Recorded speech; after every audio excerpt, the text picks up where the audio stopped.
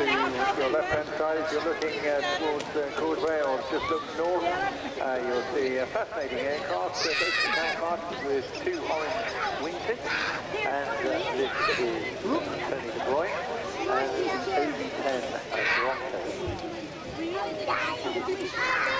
It's a sporting display. It's a very agile aircraft actually, and also again reminiscent of its time in Vietnam. Tony placed his aircraft across in Belgium, and he's crossed for the weekend, and great to see him here. Well-known character on the UK air display circuit. So please welcome the Bronco demo team. That's the BB something.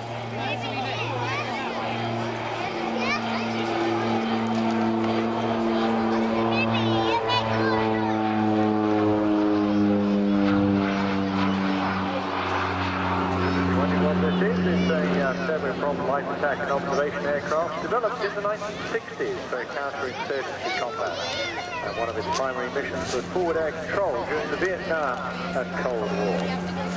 Forward air control is all about being in an observation position to call in for extra support, so they would have been observing enemy positions and then directing either artillery or the fighter attack aircraft and calling them in on target using various coded and navigational symbols and information to get them right in as close as possible. This particular variant, OV-10B, was produced in Germany in the target role.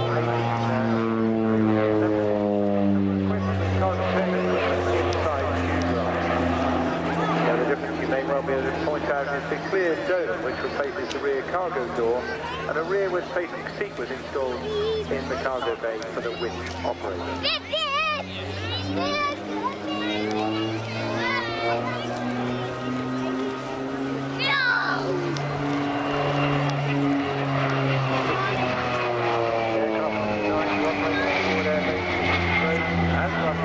Carry up to 3 tons of external munition and loiter for over 3 hours.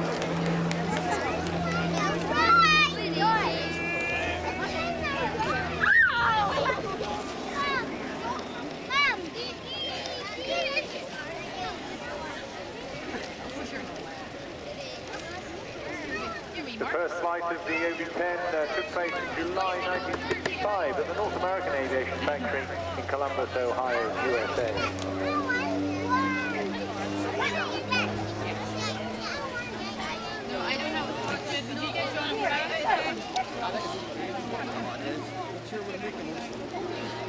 Bronco team itself that's bringing this aircraft to us this weekend was founded in 2010 by a group of OV-10 enthusiasts. Their main goal was to bring this aircraft back to air displays around Europe.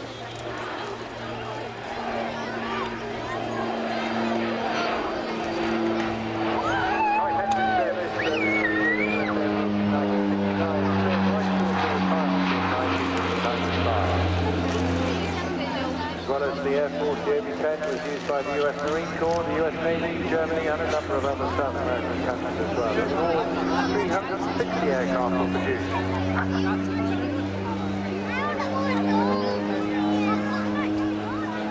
After a long career, the Bronco was replaced by the Flood PC-9, and all the German aircraft were retired.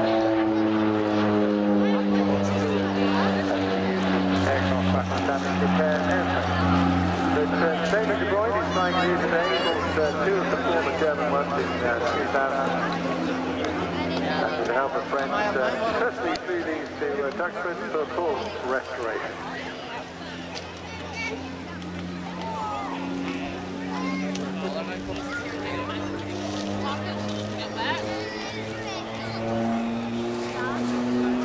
The aircraft featuring 99 plus 18 gold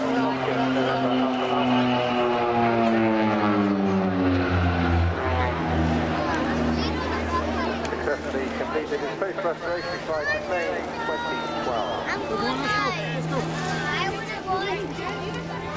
Tony's very much the driving force behind the maintenance of this project. He's passionate about aviation since his early childhood, and really be commended for keeping this one.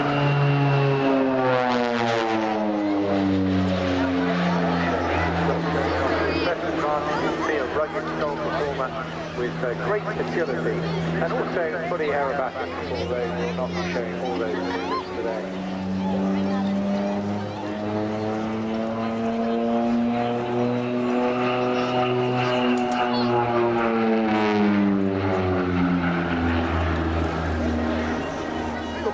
I mentioned the word stall earlier on, that's short takeoff and landing. The definition of that is 500-foot run to a 50-foot obstacle, allowing takeoff and landing in most areas in which limited war might be fought. As a result of that, it's got a shortened wingspan as well, just 20 feet. A pretty heavy trailing arm type landing gear.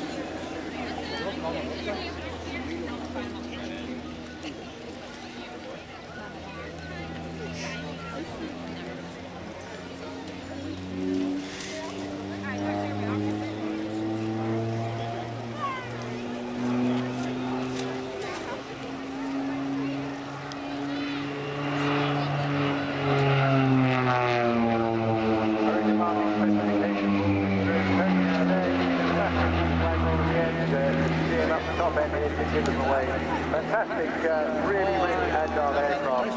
Amazing. Required to carry cargoes, parachutes, stretchers, stretched from +8 to -3, and to be able to operate from a whole range of different strips, aircraft carriers, and also the ability to carry various armaments as well, for 7.62 machine guns with 2,000 rounds, and also occasionally a 20mm gun pod, as well as Sidewinder air-to-air missiles. Well, hopefully if you're around tomorrow we'll see a bit more of that, but right now it's time for a pause and I think an opportunity for Brian to introduce our mayor. Brian, over to you.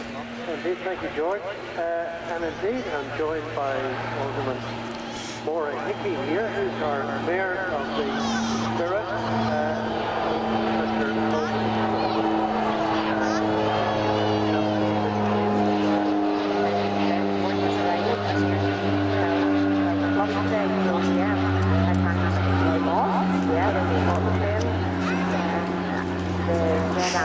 Just something quite awesome. I was walking past the houses as they were flying overhead, and again the people were just absolutely enthralled by it all. But I have to say that the helicopter took me back to my